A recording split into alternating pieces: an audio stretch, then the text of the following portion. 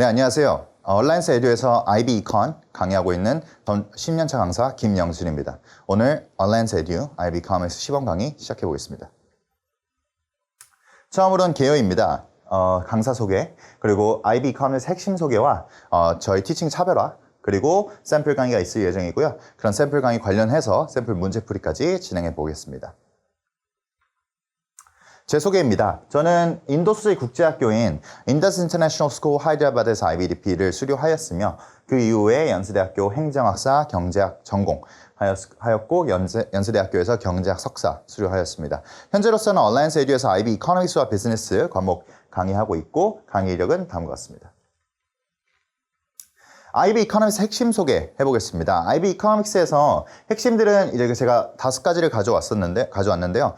이런 부분들이 가장 중요하다고 생각을 합니다. 학생들 입장에서. 즉, definition, diagram, analysis, evaluation, real-world application 이런 5가지의 포인트가 가장 중요하다고 생각이 들고 시험에서도 이런 부분들을 잘 알고 있어야 즉 7점 이상의 이제 7점의 고득점이 가능하다고 생각합니다.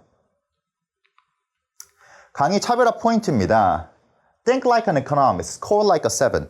즉, 항상 경제학자의 마인드로 그 문제풀이를 임하고 문제를 대해야 고득점이 가능하다고 생각을 해서 어떻게 하면 이런 학생들이 이렇게 경제학자처럼 평소에 생각할 수 있는지 이런 부분들을 주입하고 있고요. 강의 차별점은 다음과 같은데요. 먼저 저는 이제 시험을 볼 때 문제풀이를 할 때 그런 알고리즘을 설계하는 걸 좀 노력하고 있습니다. 즉, 좀 이제 AO3 문제라고 치면 이제 어떻게 하면 7점 고득점을 맞기 위한 그런 스트럭처가 있을까를 좀 많이 고민을 평소에 하고요. 그런 것들이 이제 definition으로 시작을 해서 diagram, explanation, evaluation으로 이어지게 되는 그런 알고리즘입니다. evaluation이 가장 중요하고 실제 시험이나 퀴즈를 들어가기 전에 학생들이 자주 하는 실수를 방지하기 위해서 그런 체크리스트를 배포하고 있고 평소에도 그런 훈련을 계속하고 있습니다. 마지막으로는 최신 기사 그리고 최신 경제 트렌드 이런 real world example들을 최대한 많이 수업 때 소개를 하고요. 그렇게 이제 학생들이 좀 익숙해지거나 좀 유명한 경제 기사들이 있다라고 하면 그런 것들을 실제 시험에 어플리케이션을 할 수 있게 좀 많이 소개를 하고 있습니다.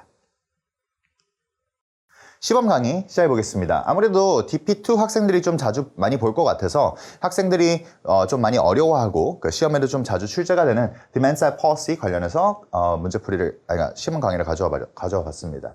첫 번째로는 Fiscal Policy, 즉 재정 정책이라고 불리는 Government Intervention Tool인데요. 시작해 보겠습니다. Definition부터 시작해 보겠습니다. Government use taxation and spending to influence AD. 즉, demand side policy라고 하면 AD를 움직이려고 하는, AD를 인플루언스를 하고 싶어 하는 정부 혹은 센트럴 뱅크의 인터벤션 policy인데요. 그 중에 첫 번째인 fiscal policy입니다. fiscal policy, 즉 재정 정책에서는 2가지 툴을 씁니다. 첫 번째로는 taxation, 두 번째로는 spending입니다. 여기서 말하는 taxation은 이제 마이크로에서 학생들이 배웠던 indirect taxation이랑 좀 차별점이 있고요.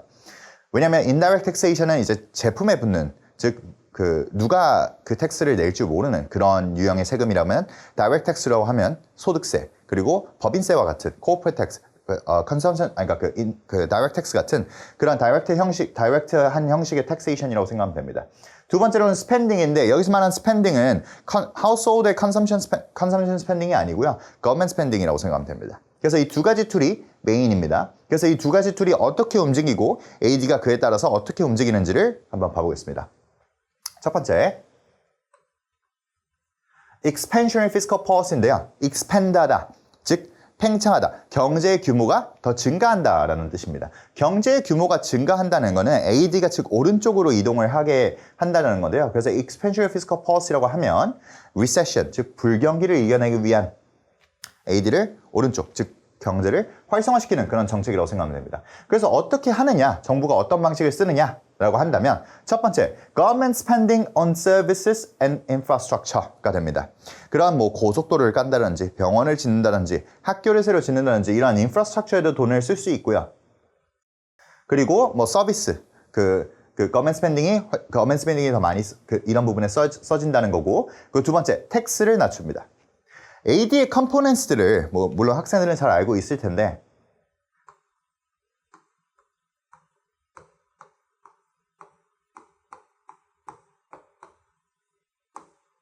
AD components는 C 플러스 I 플러스 G 플러스 X 마이너스 M이라고 좀 유명하게 알고 있는데요, 학생들은. 여기서 말하는 C는 household consumption을 얘기하는 거고요. investment는 firms spending, firms investment. G가 이제 government spending이 되는 겁니다. 뭐 X-M은 export minus import인데 이거는 글로벌에서 좀 많이 나오니까 일단 뭐 제외하고 생각해도 되는데 일단 여기서 말하는 CIG를 어떻게 인플루언스 하느냐 이런 expansionary fiscal policy가 여기 텍스가 줄어들죠. 인컴 텍스하고 코퍼 텍스, 즉 법인세와 소득세가 줄어들게 됩니다. 근데 그러면 어떤 그 이펙트가 있냐면 소득세가 줄어들게 되면 제가 월급에서 제하게 되는 세금이 더 줄어들기 때문에 어떻게 보면 제가 쓸 수 있는 인컴, disposable income이라고 하는 쓸 수 있는 인컴이 더 늘게 되는 겁니다. 사실 제 계약 연봉은 바뀌지가 않았는데 오히려 제가 이제 세금을 제하고 원천징수 이런 거 떼고 나서 받는 소득이 더 많아지게 되는 거죠. 그런 소득이 더 많아지게 되기 때문에 컨섬션이 증가하는 겁니다. 비슷하게 법인세 또한 줄어들기 때문에 disposable income이 늘어나기 때문에 인베스트먼트가 늘어나게 되는 겁니다. 그래서 보면 C 늘어났죠. 세금 줄어들었기 때문에. 인베스트먼트 회사들도 법인세 줄어들었으니까 늘어났죠. 그리고 government spending 자체도 늘어났죠. 인프라스트럭처 뭐 투자했으니까. 그래서 이 네 가지 컴포넌트 C, I, G, X-M, X-M은 하나니까 네 가지 컴포넌트 중에 세 가지가 direct impact가 있는 거죠. 그렇기 때문에 expansionary fiscal policy는 그런 식으로 작용을 한다라고 생각하면 됩니다. 두 번째로는 contractionary fiscal policy입니다.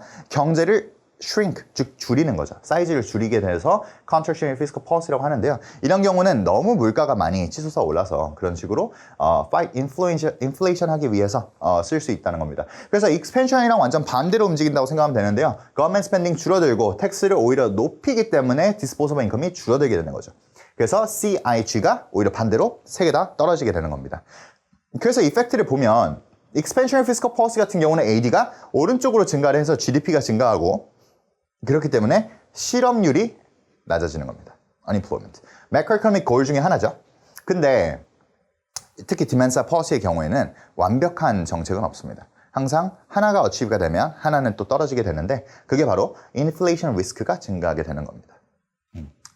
그 다음에 contractionary AD도 똑같은데요. 여기서는 contractionary fiscal policy의 경우는 AD가 오히려 줄어들게 되기 때문에 shift left. inflation은 줄어들었지만 unemployment는 더 늘어났다라는 부분이 fiscal policy의 기본 인트로라고 생각하시면 됩니다.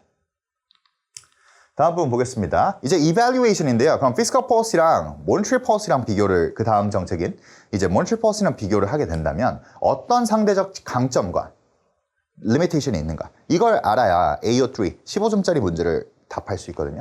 장점부터 보겠습니다. 이 두 가지가 사실 똑같은 얘기긴 한데 1번하고 2번이 저희가 아까 봤듯이 AD의 컴포넌트 4개가 있는데 그 중에 3개가 딱 올라가잖아요. CIG가 directly impact가 되기 때문에 direct and powerful impact on AD, especially government spending. C하고 G는 어떻게 보면 indirect하게 임팩트가 될 수 있다라고도 생각할 수 있겠습니다. 왜냐면 세금이 줄어든다고 꼭 사람들이 돈을 많이 쓰는 건 아니거든요. 특히 실제 경제에서는. 하지만 government spending의 경우는 아무래도 components of AD 자체가 움직이는 거다 보니까 AD가 확실하게 늘어날 수가 있습니다. 두 번째로 더욱 중요한 내용인데요. Effective during deep recession with high unemployment. 즉 뭐 1990년대 후반 한국이라든지 뭐 세계 1차전이 지난 독일이라든지 이런 혹은 뭐 1930년대 미국이라든지 후반이요. 근데 이제 그럴 때 이런 Great Depression 이런 대공황이 있을 때 unemployment가 되게 높이 나는데요. 그럴 때 그 엄청 큰 그런 뭐 인프라스트럭처 컨스트럭션 그런 게 있다. 그 정부발 그런 인프라스트럭처에 대한 투자가 있다라고 하면 그런 게 딥 리세션을 해결할 때가 되게 효과적입니다. 대표적으로 뭐 후버댐이 있는데 그냥 뭐 이거 조금 딥한 내용이긴 한데 이제 미국발 그 1940년대에 이제 미국에서 대공황이 일어났을 때 그때 이제 대통령이던 그 미국 대통령이 이제 뭐 고속도로라든지 철도 뭐 후버댐으로 대표되는 이런 대규모 컨스트럭션을 이제 유치를 했거든요. 그렇기 때문에 그 주변에서 인포먼트도 활성화가 되고 어떻게 보면 경제 전반적으로 활성화가 되는 그런 케인시언 이코노믹스의 좀 시작이었다고 생각하시면 됩니다. 그래서 이런 게 언임플로먼트가 높고 그 딥 리세션일 때, 대공황일 때 훨씬 더 효과가 좋다라는 겁니다. 그리고 이제 can target specific sector라는 건데 뭐 나중에 학생들이 이제 뭐 IT 업계나 스타트업 업계를 창업하거나 혹은 뭐 입사를 하게 되면 잘 알 수 있는 내용인데 정부에서 그런 AI, 뭐 바이오, 뭐 2차 전지 이렇게 좀 미래 기술이라고 생각되는 그런 인더스트리들이나 섹터들은 확실하게 창업지원금이나 이런 것들을 많이 투자를 합니다. 뭐 민간에서도 많이 하고요.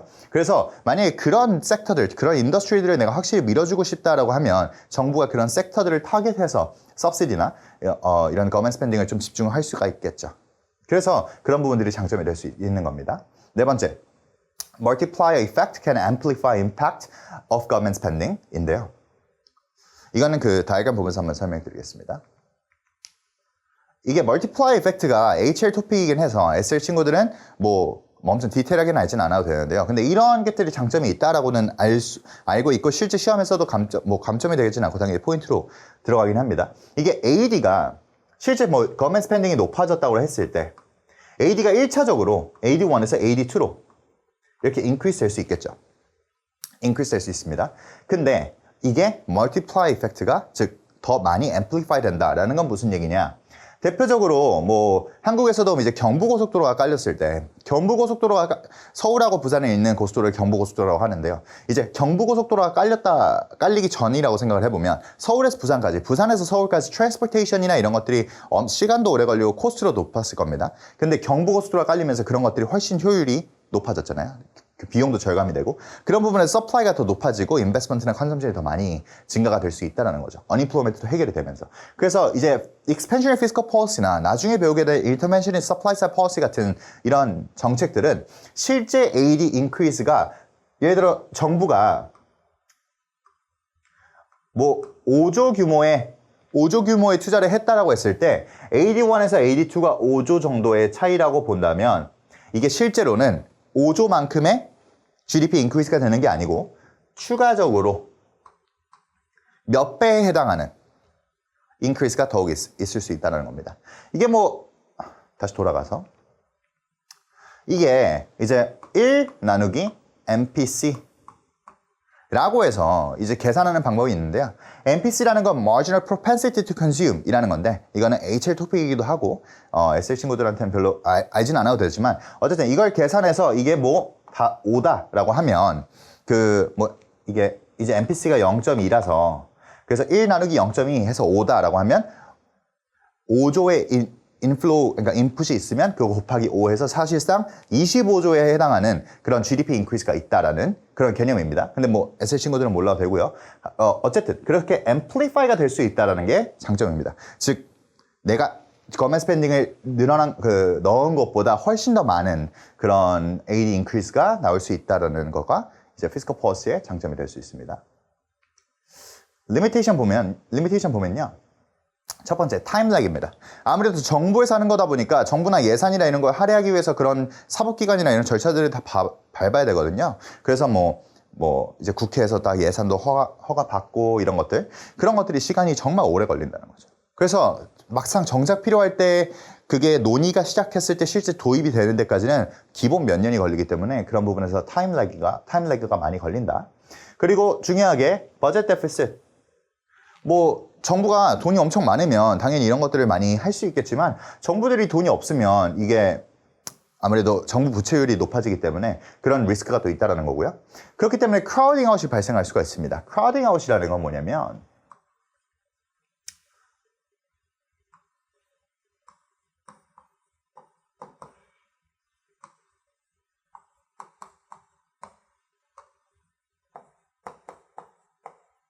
그냥 좀 간단하게 말씀드리면 이게 AD1에서 AD2로 제일 처음에 1차적으로 expansionary fiscal policy를 통해서 AD1에서 AD2로 1차적으로 이게 increase가 됐다 하더라도 crowding out, 이게 정부가 돈이 없기 때문에 뭐 미국이나 뭐 중국이나 일본 같이 주변 국가들이나 우호적인 국가들한테 돈을 빌렸다라고 해봐요. 뭐 그냥 개인으로 생각해보면 제가 당장 여자친구랑 데이트를 해야 되는데 돈이 없어가지고 뭐 친구한테, 제가 뭐 대학교 동기한테 돈을 뭐 10만 원 빌렸다라고 쳐봐요. 그걸 10만 원을 썼어요, 이렇게. expansion fiscal policy의 느낌으로. 그러면 그게 그 통화량, 즉 원에 대한 통화량, 이건 exchange rate를 알아야 좀 이해가 잘 되는데 어쨌든 통화량이 늘어나면서 interest rate가 이제 demand for one이 더 많아지고 어쨌든 interest rate가 더 높아지게 된다는 거죠. 그래서 private investment가 오히려 떨어지게 된다는 겁니다. 즉 C하고 I가 오히려 떨어지게 된다는 거죠. 왜? 금리가 높아졌으니까. 그래서 AD가 오히려 떨어지게 되는 그게 이제 crowding up인 부분입니다. 그리고 이 MPC 아까 봤던 marginal propensity to consume 부분이 중요하다고 얘기를 했던 게 이게 consumer confidence나 business confidence가 높은 나라의 경우는 MPC가 낮기 때문에 훨씬 더 많이 이렇게 amplify가 될 수 있는데 AD의 increase가요. 근데 이제 뭐 세이빙이 많은 나라라든지 혹은 뭐 한국같이 좀 저성장 국가라서 사람들이 좀 돈 쓰는데 조금 꺼려하는 그런 분위기가 좀 전반이 있다면 그러면 확실히 임팩트가 weaken 된다라는 부분입니다. 그 political constraint 이런 것도 당연히 있고요. 왜냐면 정부에서 하는 거기 때문에 반대나 이런 것들이 있을 수 있고 네 그런 겁니다. 그래서 그런 부분들이 limitation이라고 생각하시면 됩니다. 그래서 expansion fiscal policy 다이어그램은 뭐 학생들이 그냥 이제 뭐 neoclassical에서 그냥 AD가 오른쪽만 움직이는 걸 보여주는 경우도 많은데 저는 항상 이 케인시안 다이어그램을 추천드립니다. 실제로는 AD가 AD 1에서 2로 increase가 되는 게 아니고 훨씬 multiply effect가 amplify가 되기 때문에 이게 expansion fiscal policy 다이어그램이 좀 특징이라고 생각하시면 되고요. 그리고 contraction fiscal policy의 경우는 비슷한데 이렇게 inflationary 갭이 있을 때 potential output까지 가는 이런 다이어그램 보여줘도 괜찮습니다. 그래서 인플레이션이 확실히 줄어들었죠. 그 다음 부분입니다. monetary policy, 즉 통화정책인데요. 통화정책을 이제 통화정책은 뭐가 다르냐면 우리가 fiscal policy는 정부에서 주도하는 거지만 통화정책의 경우는 central bank, 즉 중앙은행에서 주도를 하는 겁니다. 그래서 그 부분은 좀 차이가 있고요. Central bank use of intrastate money supply to influence AD 비슷하죠. 우리가 피스컬에서도 텍스와 government spending이 있던 것처럼 여기서도 interest rate과 money supply가 있는 겁니다. 근데 차별점이라고 하면 이제 그 fiscal policy의 경우는 이 텍스하고 government spending이 따로도 움직일 수 있거든요. 그러니까 government spending이만 increase를 할 수도 있는 거고 혹은 텍스는 가만히 있고 혹은 텍스만 increase 시킬 수 있고 government spending은 가만히 있을 수 있습니다. 하지만 통화정책에서는 이 두 가지는 사실 다른 게 아니고 한 몸이라고 생각하시면 됩니다. 왜냐면 밑에 다이어그램을 보면 설명드리겠습니다. 먼저 supply of money, SM1이 현재 지금 1에 있다고 가정을 했을 때 money supply가 줄어들었다라고 하면 SM3로 간 거죠. SM3로 가면 지금 I1에서 I3로 rate of interest rate가 오히려 그러니까 증가하였다 이렇게 얘기할 수 있는 거고요.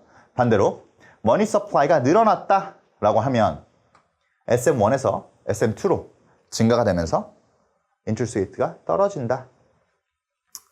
이렇게 좀 생각하시면 됩니다. 그래서 이 중앙은행에서 하는 점이 좀 차별점이 좀 있고요. 그리고 우리가 뭐 아까 봤던 텍스하고 government spending이 있을 때 얘가 올라가고 얘가 stay constant 해도 되거든요. 근데 얘네 interest rate하고 money supply는 둘이 무조건 같이 움직인다. 즉 money supply가 줄어들었는데 그러니까 SM1에서 SM3로 갔는데 interest rate가 안 늘었다 혹은 뭐 내려갔다 이건 말이 안 되는 거죠.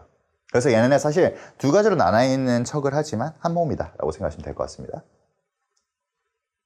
어떻게 얘도 이제 AD를 인플루언스 할 수 있는지 보면요. 첫 번째 expansionary, 즉 AD를 오른쪽으로 이코노미를 이제 활성화시키려면 interest rate를 줄이는 거죠. 어떻게? 머니 서플라이를 높여서. 이걸 quantitative easing이라고 해가지고 뭐 미국에서도 많이 쓰는 그런 정책인데 그 머니 서플라이를 많이, 즉 통화량을 많이 푸는 거죠. 경제 전반 내에. 그래서 그 금리를 낮추게 되고 금리를 낮추게 되면 그 인트레스트 레이트가 낮아지면 어떤 효과가 나느냐?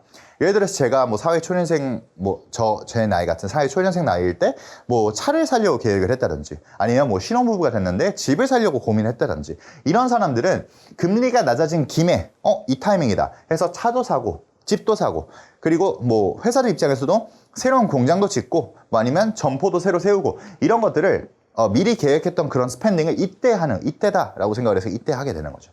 그래서 아까 봤던 C, I, G 중에 이제 인트레스트 레이트가 줄어들면서 borrowing cost, 그 금리가 낮아졌기 때문에 컨섬션하고 인베스트먼트가 늘어나는 겁니다. 반대의 경우도 보겠습니다. Contractionary monetary policy인데요. 이런 경우에는 inflation, 즉 그 너무 높은 물가가 형성되어 있기 때문에 좀 쓰게 되는 건데 이런 경우에서는 money supply를 줄여서 interest rate를 높이는 거죠. 인트레스트 금리가 높아지면 원래 계획을 하던 투자나 그런 그 소비도 훨씬 더 줄어들게 됩니다. 왜냐하면 세이빙이 훨씬 더 매력적이잖아요. 즉 은행에 그 예금을 예치해 놓는 게 훨씬 매력적인 옵션이 되기 때문에 투자나 이런 것들도 훨씬 더 소극적으로 하게 되고 그렇기 때문에 컨섬션하고 인베스트먼트가 줄어든다. 이렇게 생각하시면 됩니다. 그래서 익스펜션의 경우에는 AD가 오른쪽으로 가고 이건 피스컬이랑 동일합니다. evaluation 보겠는데요. 첫 번째, quick to implement compared to fiscal. 아까 말씀드렸듯이 뭐 국회 예산도 허락받아야 되고 막 몇 년씩 걸린다고 했잖아요. 하지만 여기는 중앙은행은 어떻게 그 좀 정부와는 아예 독립적인 그 기관입니다. 그래서 정치에 이런 영향도 안 받고요. 그렇기 때문에 상대적으로 빠르게 임플리멘테이션이 가능하다. 그리고 중요합니다. incremental change. 저희가 이런 식으로 많이 설명을 하는데 저희가 뭐 샤워를 할 때 이렇게 오른쪽으로 호스를 틀면 차가운 물이 나오고 왼쪽으로 가면 뜨거운 물이 나오고 라고 했을 때 이렇게 되게 세밀하게 조정을 하잖아요. 약간 나의 체온에 맞는 온도를 약간 그날 기분에 따라서 혹은 날씨에 따라서 세밀하게 조절을 하는데 그런 게 이런 monetary policy에서는 가능합니다. incremental change라는 거는 되게 적절하게 이거를 좀 그 포인트를 그러니까 좀 이코노미가 좀 적절한 포인트를 찾을 수 있다는 건데 실제 금리 관련돼서 네이버 기사를 쳐보고 구글의 기사를 쳐보면 대부분 0.25% 25% 업다운입니다. 0.25%. 그러니까 0.25%라고 얘기를 하면 이게 그냥 2%도 아니고 0.25% 되게 낮은 수치인데 이런 식으로 되게 세밀하게 경제를 조정을 하는 거죠. 인플레이션이 조금 높다? 그러면 조금 더 인트레스트 레이트를 높이고 그러면 아니면 어니플로이먼트가 조금 너무 많다? 그러면 금리를 조금 더 낮추고 이런 식으로 해가지고 되게 세밀하게 경제를 조절할 수 있는 겁니다. 하지만 피스컬 폴리시 경우에는 아까 봤던 뭐 익스펜션 같은 경우는 이게 예상을 할 수가 없거든요. 그러니까 어느 정도 AD 인크리스가 될 줄을 예상을 못 합니다. 그렇기 때문에 딥 리세션에도 효과가 있는 거기도 한데 그렇기 때문에 뭐 어떻게 보면 그 아까 샤워 물이라고 예시를 들었을 때 완전 오른쪽, 완전 왼쪽 이런 식으로 세밀한 조정이 불가능한 거죠. 그래서 그런 부분들이 그 여기 monetary policy의 장점이라고 생각하면 됩니다.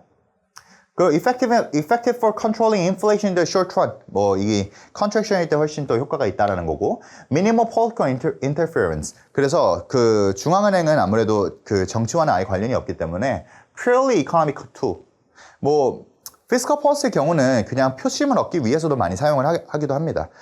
근데 이제 이 monetary policy 경우에는 그런 표심이랑은 아예 관련이 없기 때문에 어떻게 보면 포퓰리즘 정책이 아닌 거죠. 그렇기 때문에 훨씬 더 이코노믹 그 경제 상황에 좀 더 적합한 조치를 취할 수 있다라는 부분입니다.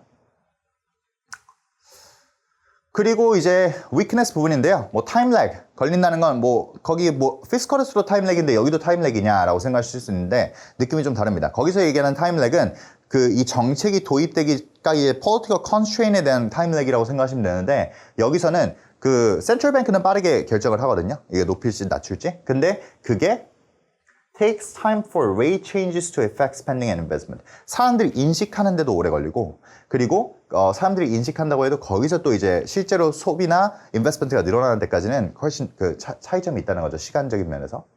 그리고 deep recession일 때 중요한데요. deep recession일 때 오히려 monetary, 특히 expansionary monetary policy는 효과가 거의 없을 수도 있습니다. 왜냐면 IMF 때를 뭐 생각해보면 저도 없었긴 했는데 그때를 상상해보면 뭐 내가 지금 회사도 없고 취직도 안 되고 뭐 지금 애들은 막 뭐 두세 명씩 있는데 이러면 컨슈머 컨피던스가 낮을 수밖에 없어요. 비즈니스도 그렇고.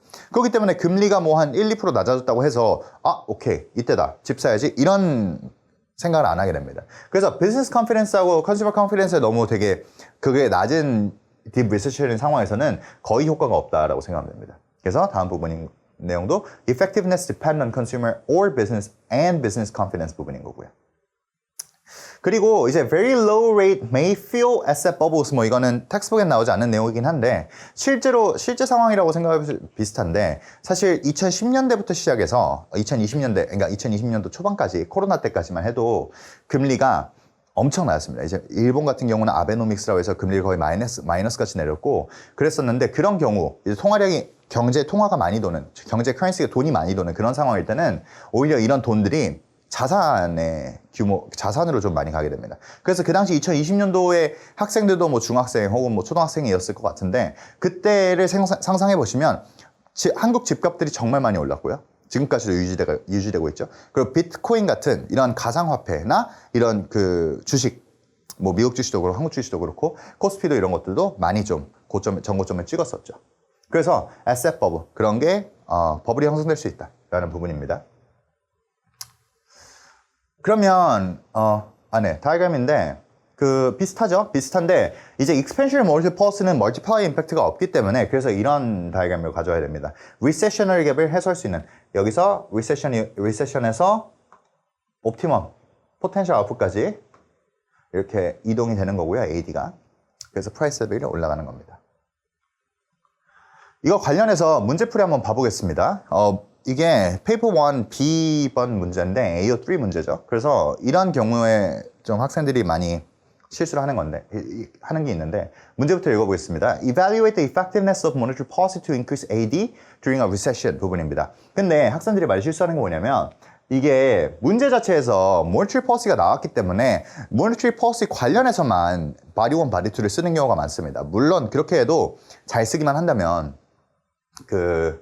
뭐 상관은 없는데, 그러니까 뭐 당연히 만점 받을 수 있겠죠. 하지만 좀 이제 아까 초반에 말씀드렸듯이 이제 알고리즘을 세팅을 해보면 이제 모네터리 policy 관련해서 장점 2개, 단점 2개를 무조건 알아야 된다는 거죠. 근데 그러면 이게 모네터리 policy가 나올지 피스컬 policy 나올지 어떻게 알아요? 그렇죠? 그렇기 때문에 피스컬 policy도 장점 2개, 단점 2개를 알아야 됩니다. 근데 사실 보시면 그 전에 뭐 weakness, limitation도 있고 뭐 strength도 있고 아까 fiscal에도 있었죠. 근데 이런 것들에서 2개씩 외우는 게 뭐 가능은 합니다. 그렇게 어렵진 않은데 하지만 그 strength 레벨이 다 다릅니다. 그러니까 무슨 얘기냐면 뭐 제가 아까 얘기했듯이 incremental 이 두 번째 포인트는 확실히 중요한 포인트죠. 그러니까 실제로 답에 썼을 때 확실히 어필이 되는 그런 장점이라고 생각을 합니다. 하지만 상대적으로 뭐 얘라든지 그러니까 3번, 5번 얘네들은 상대적으로 좀 약점, 그러니까 좀 강점이, 그러니까 strength 레벨이 좀 약한 그런 strength 포인트인 거죠. 그렇기 때문에 그거를 맞춰서 이 밸런스를 맞추는 게 중요하거든요. 이제 IB에서는 그 examiner report나 그런 뭐 마크 스킴을 봐도 body 1하고 body 2의 그런 strength 레벨이 비슷해야 됩니다. 즉 밸런스가 맞춰져야 되는데 그런 밸런스를 맞추기가 되게 어렵습니다. 이런 식으로 그 2개씩을 쓰면. 근데 이런 그 body 1을 monetary로 쓰고 body 2에서 다른 policy, 뭐 우리가 아까 배웠으니까 fiscal policy에 대해서 쓴다면 얘를 monetary의 경우는 장점 하나, 단점 하나, fiscal 경우에서도 장점 하나, 단점 하나 이런 식으로 간소화시킬 수가 있다는 겁니다. 실제로도 그렇게만 알고 있어도 되고 그리고 이런 장점 2개, 단점 2개 쓸 때보다 장점 하나, 단점 하나 그냥 기억나는 거 있잖아요. 제일 센 거 그런 거를 밸런스 맞추는 게 훨씬 더 쉽다라는 거죠. 그런 식으로 해서 저는 그렇게 다른 퍼스랑 이발리에이션 하는 걸 좀 좋은 방법이라고 생각을 합니다. 그래서 어떻게 쓰냐면 인트로부터 한번 볼게요. Monetary policy에 대한 definition 있어야 되겠죠. Central bank use interest rate and money supply to influence AD 부분이고 그래서 뭐 지금 recession인 거니까 recession일 때는 boost AD 하는 게 중요하고 unemployment 줄이는 게 중요하다. 그리고 alternative approach 뭐가 있느냐 이걸 여기서 인트로에서 설명을 해줘야 body 2에서 나왔을 때 examiner 입장에선 놀라지 않겠죠. 그래서 alternative approach 뭐가 있느냐 뭘 쓸 거냐면 expansionary fiscal policy를 쓸 거다. 그런 부분을 인트로에서 얘기하고 넘어가는 겁니다. 그래서 뭐 첫 번째 monetary policy부터 본다고 치면 다이어그램이 다 있어야 돼요. 지금 body 1, body 2 좋아해야 될 다이어그램이 있어야 돼요. 그럼 monetary policy는 어떤 다이어그램이냐면 좀 크게 보여드리면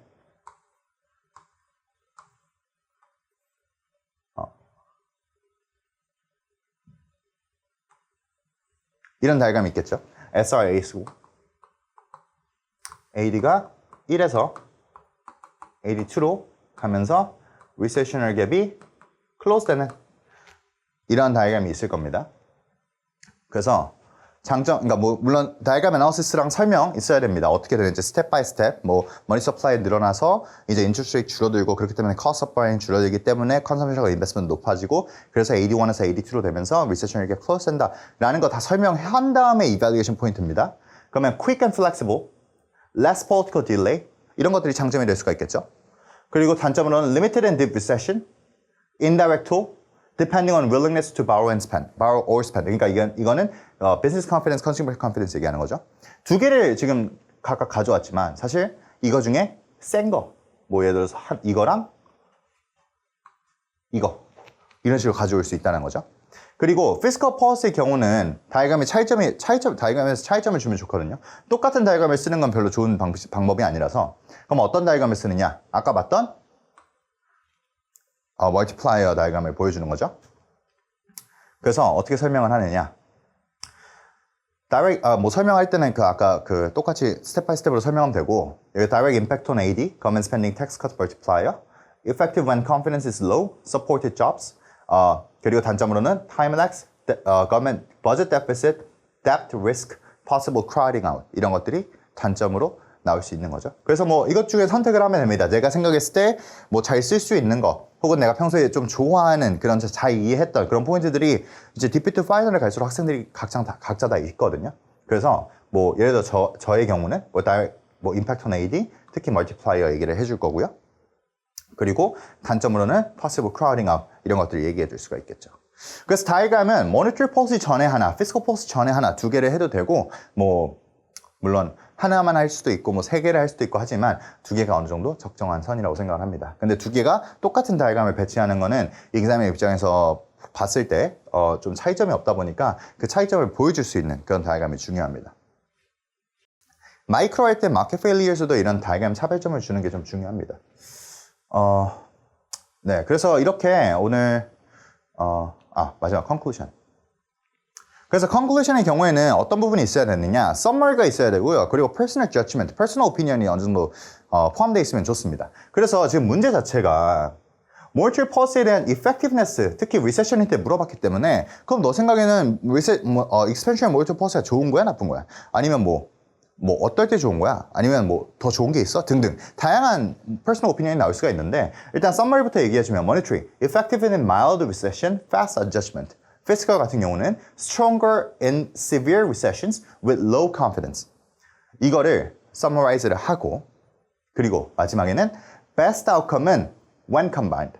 short-term stimulus를 monetary로 주고 long-run support를 fiscal로 하면 된다. 라고 얘기해도 되고 아니면은 그냥 나 monetary 너는 ineffective 해. 내 생각에는 이 fiscal이 더 좋아. 왜냐하면 아까 쓰지 않았던 다른 것들을 하나 가져오는 거죠. 뭐 이런 거라든지 아니면 뭐 텍스 컷이랑 디스포서블 인컴을 엮는다든지 즉 하나 더 포인트를 얘기한다는 하면 훨씬 더 효과적인 컨클루션이 나올 수가 있는 거죠. 그리고 중요한 exam 팁이 있는데 일단 아까 말씀드린 대로 바디 2하고 바디 3 그러니까 바디 1하고 바디 2 그러니까 AO3 문제를 풀 때는 바디 1하고 바디 2가 밸런스가 있어야 됩니다. Balance both sides with equal depth. 그러니까 비슷한 레벨로 얘기를 해야 됩니다. 나는 모니터링은 너무 자신 있어. 나 모니터링은 한 10줄 쓸래. 근데 나 피스컬은 잘 모르는데 피스컬은 한 3줄만 쓸까? 이러면 그거 자체에서 감점 포인트가 있는 겁니다. 왜냐면 밸런스가 안 맞기 때문에 그래요. 아무리 모니터링에 대한 명피를 해도 엄청 잘 써도 equal depth가 아니기 때문에 penalize 되는 포인트가 있습니다. use connectives like however, in contrast, on the other hand. 확실히 비교를 해야 되기 때문에 그런 확실한 비교점을 보여줄 수 있는 그런 포인트들을 쓰는 게 중요합니다. 그래서 monetary의 장점들을 아까 다 봤고 단점들을 다 봤고 fiscal도 비슷히 다 봤지만 얘네가 서로 누구랑 비교되는지에 따라서 비교적 우위가 다 있을 수가 있죠. 그래서 그런 부분들을 문제를 많이 풀어보고 그에 따라서 많이 좀 연습을 해봐야 됩니다. 마지막, tie back to the command term, stay evaluative, not descriptive. 그냥 설명을 하는 게 아니고 분석을 해라. 이런 얘기입니다.